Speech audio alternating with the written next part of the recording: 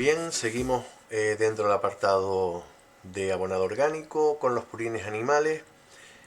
Es la mezcla de mezclar la orina, la parte líquida de los estiércoles de animales con los estiércoles sólidos. Normalmente los animales dentro de los establos tienen sistemas de recogida de estos residuos líquidos y suelen ser un poquito complicados de manejar por el olor que dan, por la densidad, porque arrastran también parte del abonado sólido, del estiércol sólido. Bueno, en principio se pueden destinar al abonado con ciertas consideraciones. No vamos a entrar mucho en este tema, puesto que nosotros no podemos manejarlo en las prácticas. Este tipo de abono solo es un poquito de conocimiento general del uso y del origen de este tipo de abonado orgánico. Bien, tenemos una normativa española que regula todo este uso y toda esa obtención de los purines animales. En sí, este tipo de abonado va a tener unas restricciones de uso bastante particulares. Normalmente se hace en cultivos extensivos.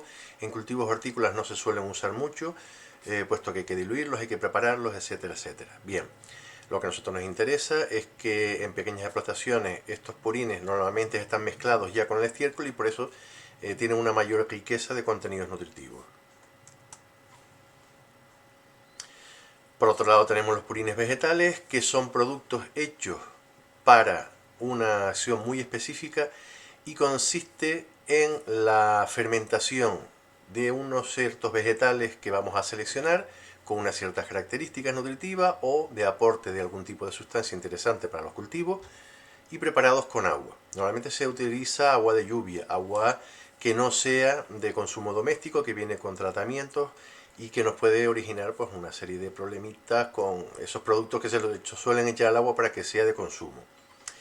Bien, la gran ventaja que tienen los purines vegetales, primero, es que son de fácil confección, se pueden realizar muy cómodamente, los podemos emplear en todos los cultivos y no solo nos van a aportar una serie de nutrientes vegetales primarios, nitrógeno, fósforo, potasio, sino una serie de productos secundarios, de elementos secundarios, perdón, que van a favorecer el desarrollo y sobre todo la resistencia frente a plagas, enfermedades y condiciones climáticas adversas de los vegetales a los que los apliquemos. ¿Por qué? Porque son las sustancias naturales que provienen de plantas y las van a absorber plantas.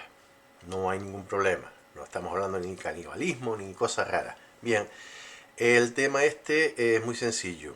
Nosotros, la base de utilización de estos purines vegetales consiste en que todas esas sustancias que las plantas han elaborado en las distintas partes del vegetal pueden ser fácilmente absorbidos a través de las raíces porque ya están, por así de hecho, hechas para que la planta los consuma rápidamente. Por lo tanto, al aplicarlos bien por vía foliar, bien por el riego o bien al suelo, las plantas van a tomar todas estas sustancias de una forma mucho más rápida y mucho más cómoda. Dejamos ya el abonado orgánico y nos metemos de lleno en el abonado químico. Bien, recordamos que los fundamentos del abonado químico consiste en un único objetivo: mantener un contenido adecuado de nutrientes en el suelo para la fertilización, para la alimentación de las plantas y los cultivos.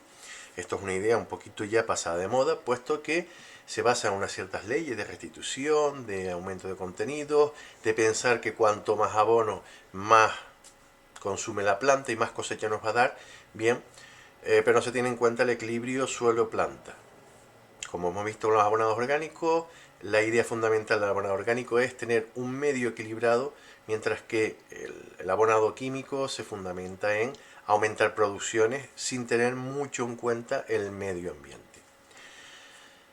Los grandes problemas que hemos tenido en el siglo XX, sobre todo en la mitad y finales del siglo XX pasado, es que el abuso de todos estos productos nos ha ocasionado unos graves problemas medioambientales, una contaminación de acuíferos, una bajada de los rendimientos de los cultivos por el mal uso de estos productos y la ignorancia de cómo calcular una dosis o de para qué sirven estos productos. Vamos viendo ahora qué tipo de productos se pueden utilizar, que no es que no se deban, no, es que se deben utilizar justamente. Primero tenemos los abonos químicos simples, que son aquellos que nos van a aportar un solo elemento, nitrógeno, fósforo o potasio. Se llama nitrogenado, fosfatado o potásico. Los vemos aquí en las imágenes que tenemos. Un saco de producto a base de ciertos componentes químicos que nos aportan nitrógeno o potasio en una forma química fácilmente, entre comillas, asimilable por la planta. Después tenemos los compuestos, que pueden ser binarios o terciarios, dependiendo si tienen nitrógeno y fósforo, nitrógeno o potasio, o fosfopotásicos, que tienen fósforo y potasio. Por último tenemos los ternarios, los que tienen nitrógeno, fósforo y potasio. Estos son compuestos de mezcla o abonos complejos que tienen diferentes riquezas de cada contenido. Por último tenemos los de lenta liberación, que son productos formulados con un recubrimiento que hacen que al ponerlos en el suelo se vayan desintegrando poco a poco, con lo cual pues funcionaría casi como un abono orgánico que va descomponiéndose lentamente y va aportando al suelo esos nutrientes que nosotros estamos buscando. Pueden ser abonos recubiertos, de baja solubilidad o inhibidores de la nitrificación. Esto, bueno, por decirlo así, diferentes formas de acción o de descomponerse en el suelo. Lo más importante de los abonos químicos, saber leer la etiqueta. Tenemos aquí un caso de un saco de abono. La composición son estos números que nos marcan 15, 5 y 10. ¿Y qué significa cada cosa? Bueno, pues el contenido, el primer número referente al nitrógeno, el segundo al fósforo y el tercero al potasio. Esto quiere decir, muy sencillamente, que de cada 100 gramos que nosotros apliquemos, el 15% es de nitrógeno, el 5% de fósforo y el 10% de potasio.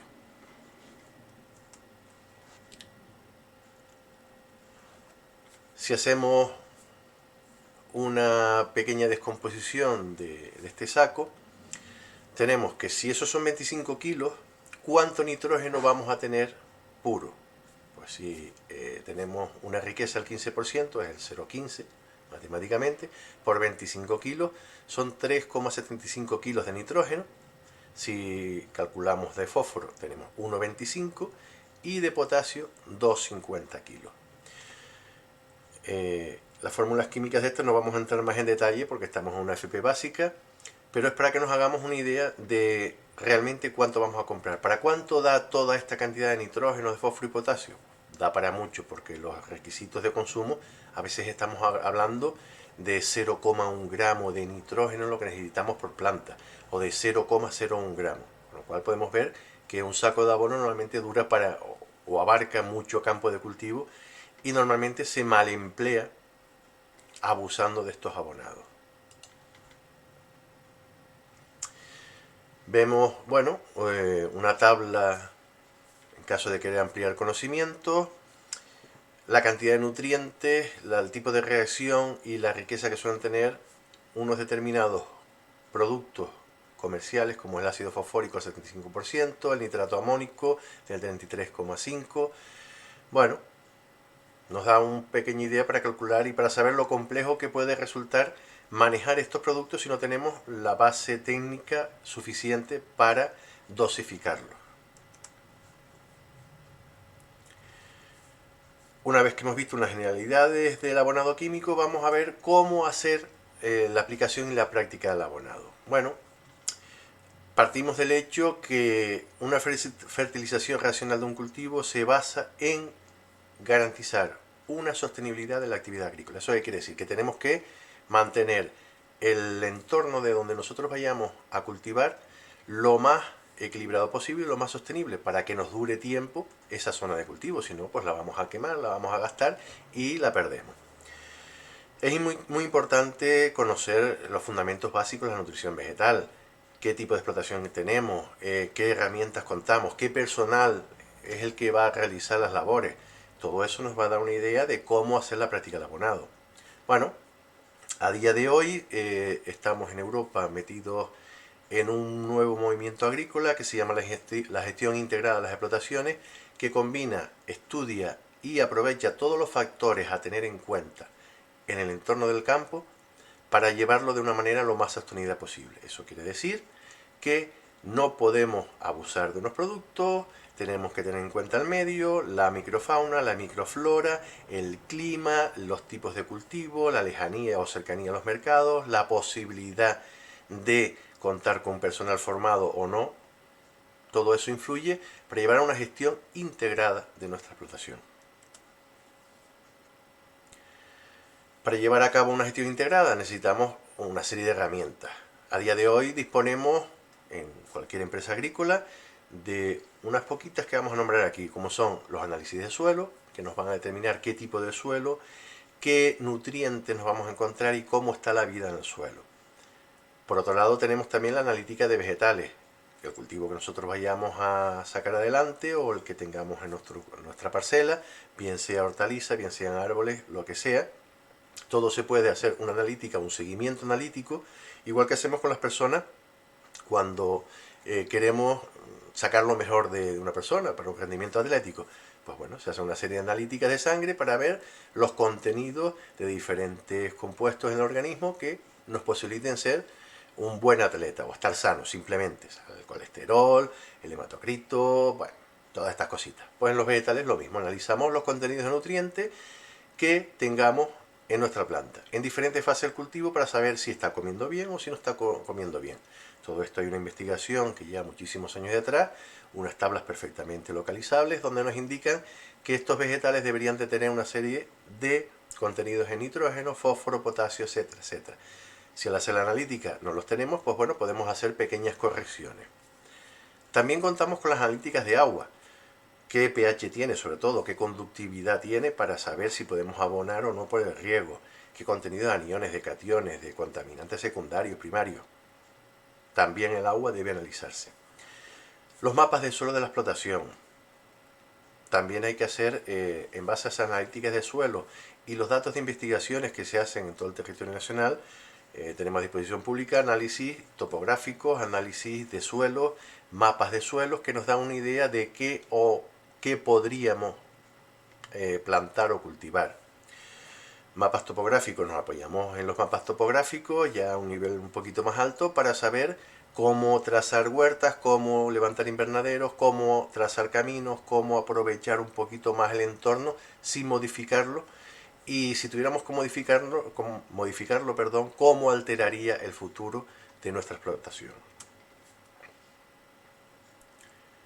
Empezando por lo primero, ¿cómo tomaríamos muestra de suelo? Pues tendremos que dividir la parcela en zonas uniformes.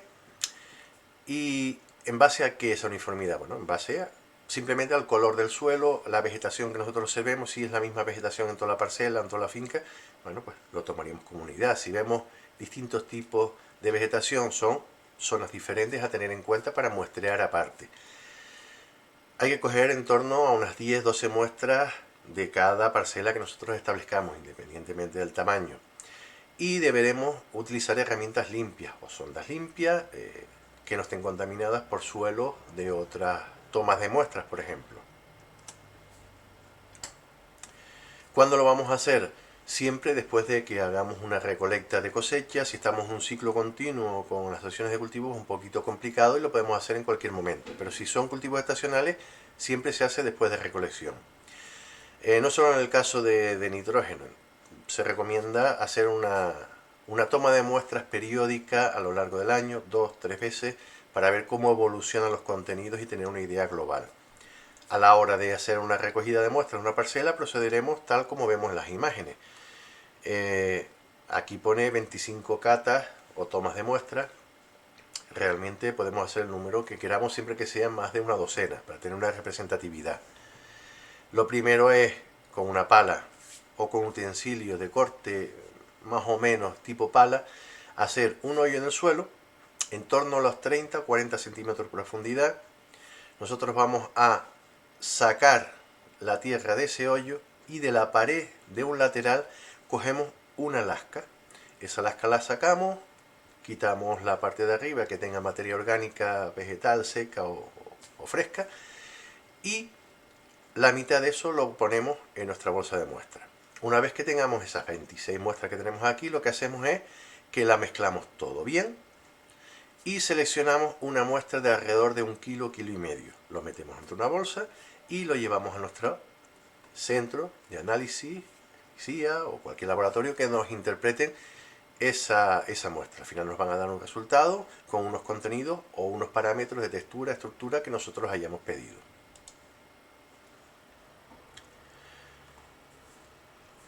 Los datos a nivel general les he dicho, bueno, ese agujero tendrá que ser en torno a los 30-40 centímetros. Si estamos hablando de cultivos leñosos podemos intentar llegar hasta los 60 centímetros donde hay más profundidad de raíces. Depende del cultivo, vamos a profundizar más o menos. Pero lo normal para cultivos hortícolas, praderas y cultivos herbáceos, estamos hablando de entre 30 y 40 centímetros por norma general. Si les ponéis que las praderas y cultivos de no laboreo hasta los 15 centímetros, bueno, pues estamos analizando dónde está la masa de cabellera de esa superficie de prado.